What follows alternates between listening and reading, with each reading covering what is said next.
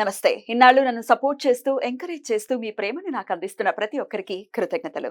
అలాగే ఈ వీడియో కూడా ఖచ్చితంగా మీకు ఉపయోగపడుతుంది. లైక్, షేర్ అండ్ సబ్స్క్రైబ్ చేసి మీ సపోర్ట్‌ని నాకు అందించండి. అలాగే ఈ వీడియో పట్ల మీకున్న అభిప్రాయాన్ని కామెంట్ సెక్షన్‌లో కామెంట్ చేసి తెలియజేయండి. ఇప్పుడు వీడియోని చూద్దాం. జ్యోతిష్య శాస్త్రం ఒక అద్భుతం. వేదాంగమైన జ్యోతిష్య శాస్త్రం అనేటువంటిది మానవ జీవన గమనానికి ఒక వరం. జ్యోతిష్య శాస్త్రం నీ జీవితంలో వెలుగునింపే ఒక భాష.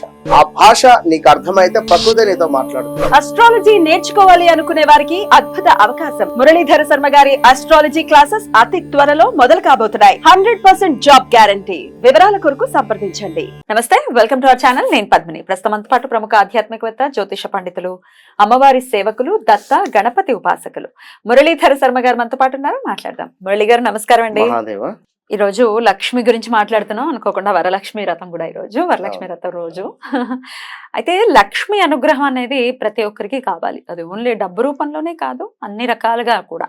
ధైర్య లక్ష్మి అనుకోవచ్చు, ధాన్య లక్ష్మి అనుకోవచ్చు, సంతాన లక్ష్మి అనుకోవచ్చు, విజయలక్ష్మి అనుకోవచ్చు. అన్ని లక్ష్ములు కూడా, అష్టలక్ష్ములు కూడా కావాలి.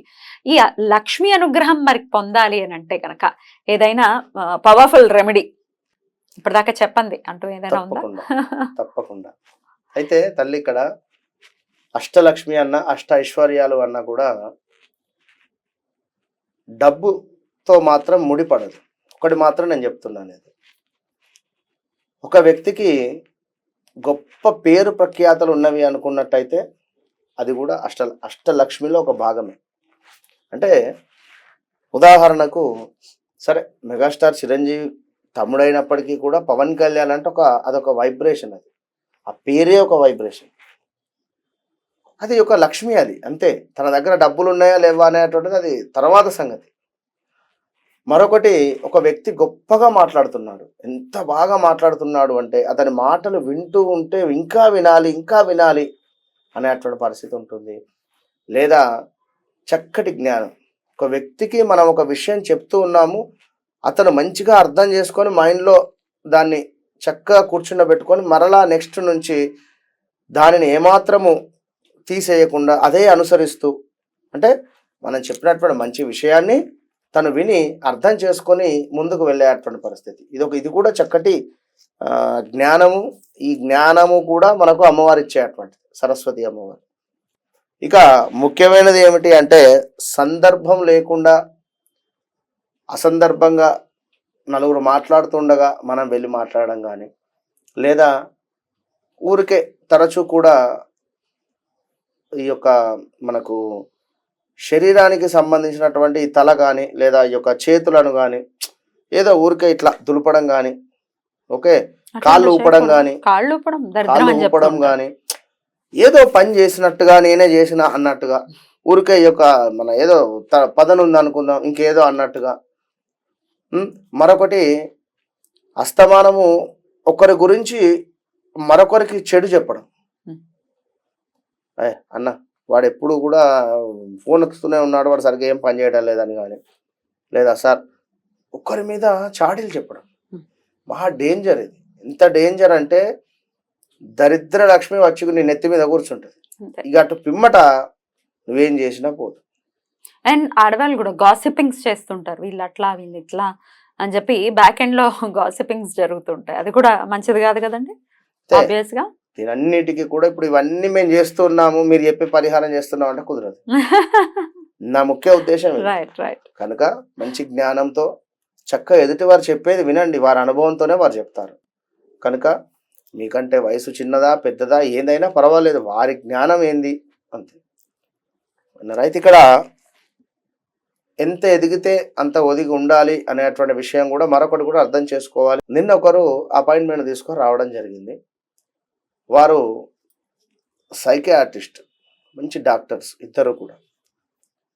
వారు మనల్ని కలవడం జరిగింది. ఎందుకు అంటే ఈ యొక్క ఆస్ట్రాలజీని వారు నేర్చుకొని వారి మన సైకియాట్రిస్ట్కు సంబంధించి ఏమైనా ఈ యొక్క ఆస్ట్రాలజీ ఉపయోగపడుతుందా అంటే వారి కాన్సెప్ట్ చూడండి, అక్కడ ఏమైనా ఉపయోగపడుతుందా అనేటువంటి భావనతో మన దగ్గర రావడం జరిగింది. వారు ఎంతో ఊహించుకొని వచ్చారు. ఎంతో సింపుల్గా వారితో మాట్లాడేసరికి వారు ఒకటే అన్నారు, అంటే మన ఆఫీసు అది ఎంత కూడా చూసిన తర్వాత వారు ఒకటే అన్నారు, గురువు గారు మీరు అసలు అసలు ఇంత చక్కగా ఎట్లా మాట్లాడుతున్నారు, మీ పరిస్థితుల్లో వేరే ఎవరైనా ఉంటే వారి కథే వేరుంటుంది, ఎంతో ఆటిట్యూడ్ చూపిస్తారు అనేటువంటి విధంగా మాట్లాడారు. ఎందుకంటే వారికి ఒక 4 పాయింట్స్, మీరు ప్రయాణం చేసేటువంటి సందర్భంలో మీరు ఈ టాపిక్స్ మాట్లాడుకొని ఉంటారు, అది కూడా తెలుసు. ఎస్ ఈ టాపిక్స్ మాట్లాడుకొని ఉంటారు, ఇది ఎస్ ఆర్ నో. నేను చెప్పిన 4 టాపిక్స్లో ఏదైనా ఒకటి ఉందా లేదా? వారిద్దరు ముఖం ఒకరికొకరు చూసుకొని నవ్వుకున్నారు. గురువు గారు నిజమే అన్నారు. ఇట్లా అంటే వారు వారు వారు అడిగినటువంటి విషయానికి ఇప్పుడు ఒక వ్యక్తి వచ్చి కూర్చున్నాడు, తన మనసులో ఏమనుకుంటున్నాడు అంచనా వేయచ్చు, ఈజీగా అంచనా వేయచ్చు. తను వచ్చినటువంటి లగ్నం కానీ, తను వేసుకున్నటువంటి డ్రెస్ కోడ్ కానీ, ఇలా ఇప్పుడు మనమే కదా. ఇప్పుడు జనరల్గా మొన్న మీ పాపది చెవు దుద్దుపోతే ఆ రోజు జనరల్గా ప్రశ్నశాస్త్రం ద్వారా 100% స్కూల్లోనే ఉంది అని చెప్పడం చెప్పారు, అలాగే దొరికింది, స్కూల్లోనే ఉంది. కనుక అది పరిస్థితి, అది ఎందుకంటే అదొక విద్య, అమ్మవారు ఇచ్చినటువంటి కానుక. కనుక ఏదైనా మీరు అమ్మవారికి తప్పకుండా కృతజ్ఞతా భావంతో ఉండండి. తప్పకుండా కూడా అమ్మవారి యొక్క అనుగ్రహం పొందాలి అనుకుంటే ఇది వరలక్ష్మి రోజు చక్కగా కూడా శుక్రవారం రోజు ఈ యొక్క వీడియో చేయడం జరిగింది. కనుక ఇది మేము గ్రీన్ మ్యాట్ లో ఉన్నాం కనుక కాస్త కలర్ డిఫరెన్స్ ఉంది. ఇది ఇలాంటిది ఒక గ్రీన్ కలర్ పర్స్ తీసుకోండి. ఇలాంటిది అంటే ఇట్లనే జిప్ ఉండాలి అని కాదు, వైట్ జిప్ ఉండాలి, మీ ఇష్టం. ఏదైనా గ్రీన్ కలర్ లో ఉండేది జనరల్ గా ఇక్కడ ఉన్నది మేము చూపిస్తున్నాం. ఇందులో కొన్ని కాయిన్స్ ఇలా చక్కగా సౌండ్ వచ్చేటువంటి విధంగా శబ్దం చేసుకొని 5 రూపీస్ కాయిన్స్ కానీ, ఇప్పుడు 20 రూపీస్ కాయిన్ కూడా వచ్చింది, చిన్నగా ఉంటుంది అది. సరే ఏవైనా కాయిన్స్ ను యొక్క పర్సులో వేసుకోండి చక్కగా కూడా. ఎన్ని కాయిన్స్? ఒక 11 కాయిన్స్ తీసుకోండి. కాయిన్స్ వేసిన తర్వాత ఇందులో పచ్చి పసుపు అని చెప్పి మనకు మార్కెట్ లో దొరుకుతుంది. పచ్చి పసుపును ఒక ఇంత పచ్చి పసుపును వేయండి ఇందులో, చిన్న పీస్.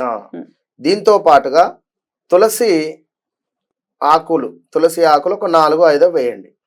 వేసిన తర్వాత చక్కగా ఒక 4 ఇలాచీలు, దీంతో పాటుగా ఒక దాల్చిన చెక్క అండ్ లవంగాలు, ఇవన్నీ కూడా వేసి పచ్చకర్పూరం వేసిన తర్వాత దీన్ని క్లోజ్ చేసేసేయండి.